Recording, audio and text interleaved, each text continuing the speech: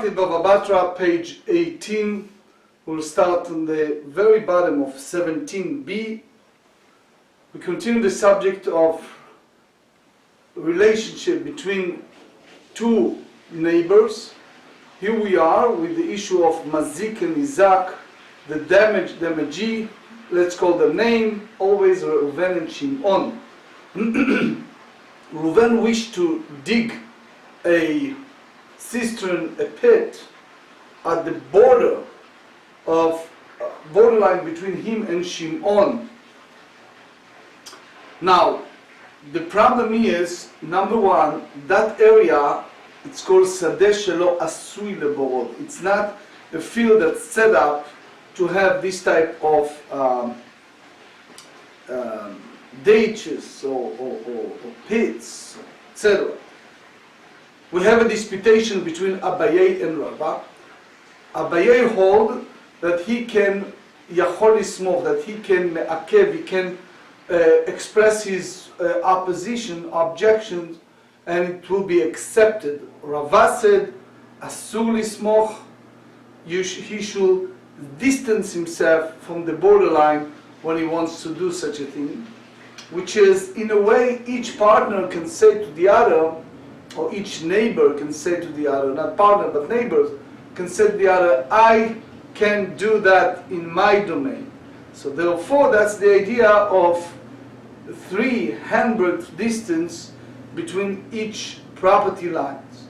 Another subject we're going to discuss today is opening a bakery or a like business next to a storage room.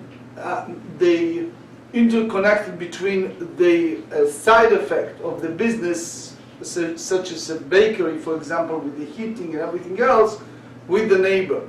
Tashma marchikin et hagefet, which is the leftover of olives, ve'et hazevel, which is in this lucid way is the trash, ve'et, page 18, hamelach, salt, ואת הסיד ואת הסלעים מקוטלו של חברו 3 טפחים או סד בסיד.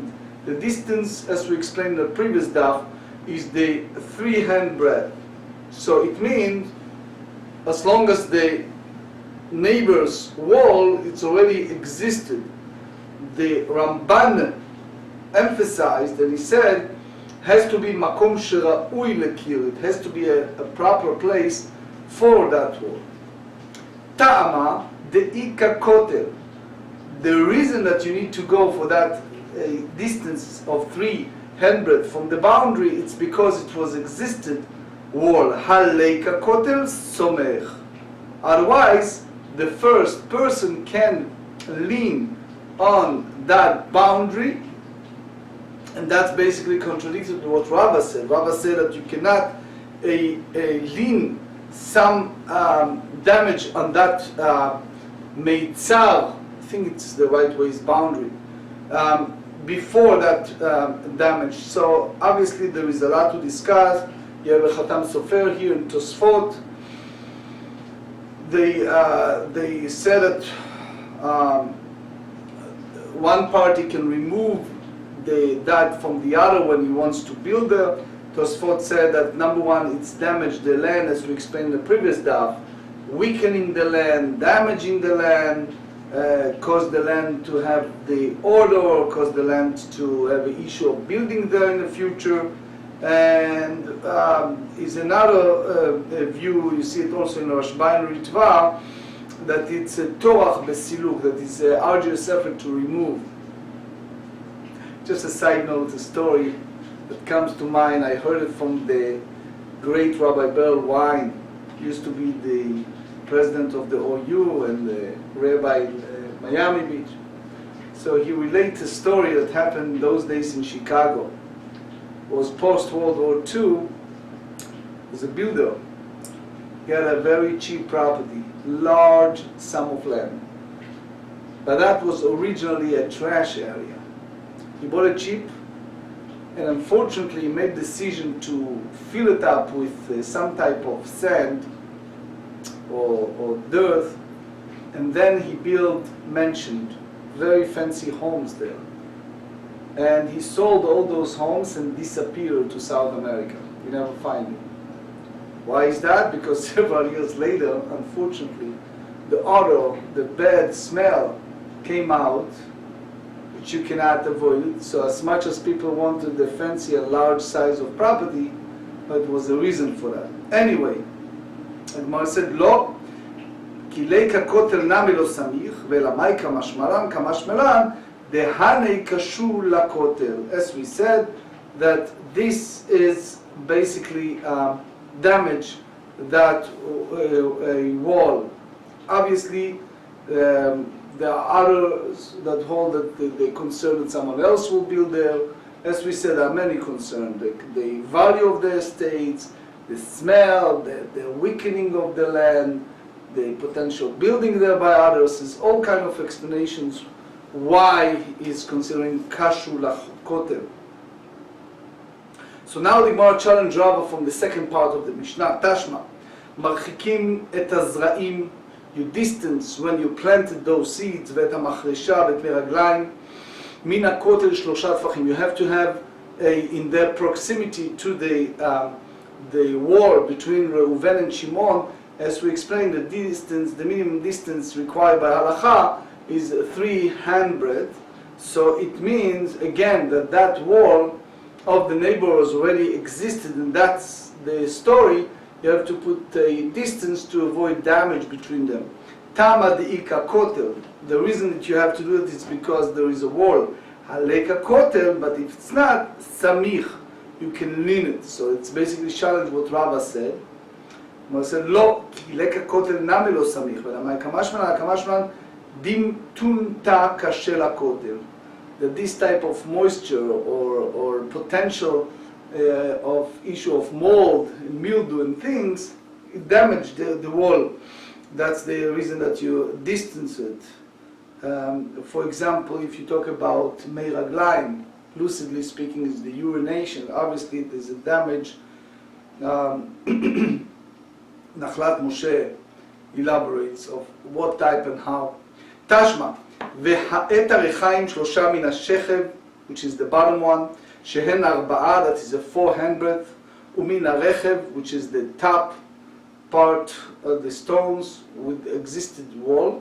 תמה דאיקה כותל, הליקה כותל סמיך, you allow. So basically that challenge רבה, לא כי ליקה כותל נמי לא סמיך, ולמאי כמשמן, כמשמן דתיריה קשה לכותל, that the idea is tremble, it's moving, it damage to the wall. Tashma, that's the last part, last close of the Mishnah. ואת התנור 3 מן הקליה, שהן 4 מן השפה. תמה דאיקה כותל, הליקה כותל סמיך. So the Ramban and the Rashbam said, again, that's the old condition, that it's attached. He said, לא, כי ליקה כותל נמי לא סמיך, אלא מאי כמשמן, כמשמן דהבלה קשה לכותל. So they said that the heating damaged the wall. תשמע, לא יפתח אדם חנות של נחתומים ושל צבעים תחת אוצרו של חברו. Here we bring a proof from something going to study in the several days on page 20. The Ramban and Rashbam said even תחת הבית אסור, even under the house is prohibited. But here we talk about the bakery or people who involved with some type of heating system that is constant fire. So next to the storage room, because obviously Rashi explains that the smoke that's coming of that bakery damage the treasure or whatever you have in the stores or storage of the neighbor. The Rabbeinu Tam said that the heating caused damage. There is several explanations, but the Ramban ולא רפת בקר, so you should not put רפת בקר. Again, that applies to smell that affect obviously the storage, the things that is in the storage. תמה דאיקה אוצר, הליקה אוצר אביד. But if it's not a storage room that have those sensitive item that collect either the heat or the smell, so it's permissible to do it. And the bottom line, and that's basically the challenge what Rabbah said. So they said, Dira Shani, a place of dwelling of a person, we treated differently. That's basically things that the person can use or used to in his domain. Daikanami de Tane Alai, Maitar Refet Bakar.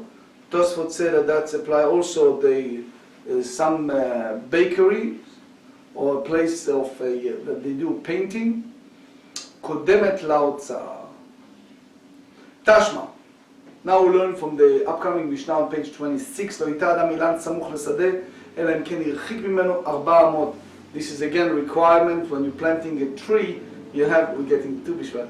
Planting a tree, there has to be 4 handbreadth, 4 cubits, regardless if it's a vineyard or any other type of tree. The Tanala 400 שאמרו כדי עבודת הכרם, which means in order to avoid any manner of ploying to the domain of his neighbor. תאו משום כדי עבודת הכרם, עליו משום כדי עבודת הכרם, סמיך, ואף על גבי כשורשים דקמזקי, because those seeds can damage, and that's basically challenge Rabbah that said that you cannot attach something that damaged to the storage. So Achamasken de mafsik tsunma, this is a strong rock under or before that land or between the two properties, and that basically big rock avoiding the original seeds or the roots to expand it.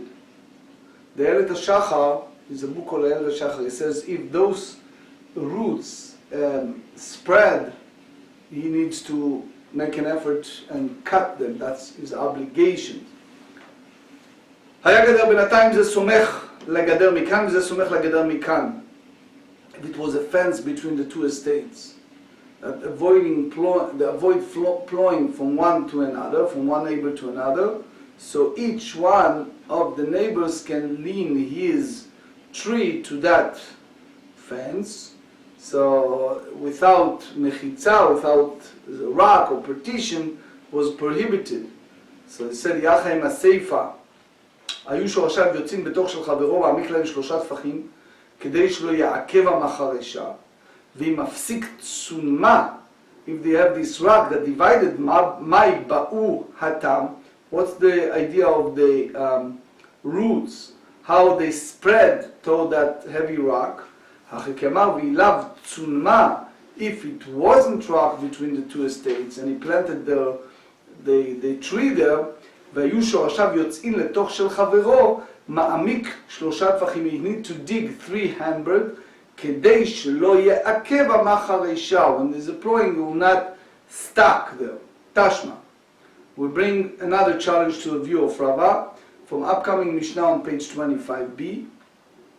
מרחיקין את האילן מן הבור 25 אמה, you distance 25 cubits between the tree and the cistern, the pit. That's the measurement the sages have in the sense of expansion for those roots and damage the wall of the pit. So it means that the pit has already existed. Tama de ikabo, ale ikabo samich. So that's basically the challenge Rabbah that prohibited the leaning something that caused potential damage to that boundary line, even before they found something that can cause damage. So said lo kilei kabod nami lo samich v'akamashman da'ad 25 ama az leishorashim az kilabod. The general instruction is up to 25 cubits can be roots that damage the pit. Yachei maseva v'milan kadam lo yakotz. If it was preceding a tree, so the owner of the tree doesn't have the obligation to cut the tree. V'lo samich echa mashkach. Like if it's not leaning, so how that can be? So we can force him to cut. So they said, Kedamar Rav Papa, Rav Papa said in different Mishnah, he said belokeach, achename belokeach, which means that the person planted that tree within his field, in a place that did not cause damage to his neighbor, and then he took part of the field, and after he dig that that pits close to a tree, that's the way Rashi explained. Rivam into Sfot have a different malach. But anyway, so therefore it all plant beheter properly. So therefore you do not have the obligation to enforce the owner to cut it. Tashma. מרחיקים את המשרה מן הירק ומן הקרישים ומן הבצלים ואת החרדל מן הדבורים. So there are many explanations why. Some say that it's caused the damage. Rashbam said when it's in the ground and caused damage to the one next to it. Rashash said mesares otam. There is some say that it creates bitterness in that. Too spicy. It's a lot of ideas what's involved here. Tamad ika yarak aleka yarak samich. So again challenge Rava. So the Gemara said no. כי ליקה ירק נמל לא סמיך, והקמה שלנו דהנה קשו הדדי, which is מishra, קרישים, חרדל, damage to those onions, vegetables, and bees. יחד עם הסעיפה, רבי יוסי מתיר בחרדל, מפני שיכול לומר לו, עד שאתה אומר לי הרחק חרדל לך מדבוראי, till you tell me to distance לחרדל from the דבורים, from the bees, הרחק את דבורך מן חרדלי, שהן באות ואוכלות לגלוגי Chardalai. So again, that's the other way around. As long as you're not distance, Rashi said, your bees, you cannot go after me and claim that I have to distance my Chardali. Page 18, והיא לא סמיך איכם השכחת לה, אמר רב פאפה בלוקח. So again, that's the mazik, the damage he put within his field, and then he sold part of that to someone else. So therefore, the new buyer placed those items that cause damage at that close to the domain of the mazik. So that's mazik asamuch lameitzar, close to the boundary, even according to Rava. So אם בלוקח מאיתמא דרבנן, ועוד מאיתמא דרבי יוסי, אפילו משרה וירקה נמי. So the Gemara first respond to the first question. אמר רבינה כסברי רבנן, על המזיק להרחיק את עצמו. His obligation upon the mazik that to distance himself. So there's a large discussion among the Rishonim. What exactly involved here, if it's a huge loss for uprooting that tree, Tosfot said, or because you needed to answer ליישוב העולם. Anyway, סבר הנזק להרחיק את עצמו. הנזק אפילו משרה וירקה נמי, אלא עולם דרבי יוסי, למה למזיק סביר עליהם. ואחרי כאמר לו רבי יוסי לרבנן, תנח משרה וירקה, ואנה מזכהנה ואנה לא מזכהנה, אלא חרדל ודורים תרווי ומזכה הדדי, which means that each of them damage to the other. It's not only the owner of the חרדל, it's also go by the owner of the דבורים. So they said ברבנן, דבורים לחרדל ומזכה לי, the whole is not, the bee is not damaged, the חרדל, היא בבינתה, לא משכח עליי בתרפה, which is the leaves, so those bees eat them, it's not considered damage. Hadar pare, they regrow. So that's the idea that Chardal damaged the bees, and that's the reason why you distance it. וסבר רבי יוסי על המזיק להרחיק את עצמו, והתנן רבי יוסי מרב לפי שעבור קודמת לילה לא יקוץ, שזה חופר בתור שלו וזה נוטע בתוך שלו. He is doing it within his domain. So it means that the nizak needs to do it, not the mazik. So לעולם רבי יוסי על נזק סביר עליהם, ולדברי ברבנן כאמר לו, לדידי על נזק להרחיק את עצמו אפילו משרה וירקה לא ברי חוקי. על ידידכו דאמריתו על המזיק תנח משרה וירקה, דהנה מזכהנה, ואנה לא מזכהנה, אלא לחרדל ודבורים, דרווי ומזכי הדל, as we said earlier, each of them damaged the other, and therefore, how come you say that the Baal HaChardal, the owner of the Chardal, not need to distance it? So we said, רבנן דבורים לחרדל ומזכי לי, היא בבינתה, the seeds of the חרדל, לא משכחת לי, היא בדרפה, page 19, היא בתרפה, and come to the leaves, הדר פערי. So they come and grow. So you see here, you have the disputation between the sages and Rabbi Yossi. Sages said that the mazik needs to distance themselves. Rabbi Yossi said that the nizak. According to Rabbi Yossi, the mazik doesn't need to distance himself because it's an obligation upon the nizak to take the right precautions. We have the disputation between Rava and Rava. Even the two pits, according to Rabbi Yossi, if it's how far you go according to the Abaye, he allow even it's the potential damages close by. According to Rava, you cannot, even that it didn't happen yet. You have the smach beheter and smach beheter b'shnei mazikin. I would like to conclude with something very beautiful from the book called Chashukei Chemed. A contractor who was well versed in Torah law was constructing a building but had a hard time making a fence to prevent children from playing on his dangerous site. When someone confronted him about this, he apologized but made the astounding claim that he was not actually obligated to close the site. He quoted this Gemarrah in Bava Batra, page 18, that one may play masters near the chardal, near his neighbor's bees, even though it ruins their honey. If his neighbors protests, he can respond, instead of telling me to distance my master, keep you bees away from my property, since they eat the stems of my master's plants. Presumably, I can tell you the same thing. His neighbors doubt that it could be possible, so the contractor decided to ask a prominent rabbi. When this question was asked to Reb Chaim Kanievsky, he ruled, it seems that this person transgressed the prohibition forbidding one to put dangerous thing in his domain, as we find regarding putting up a fence on one's roof.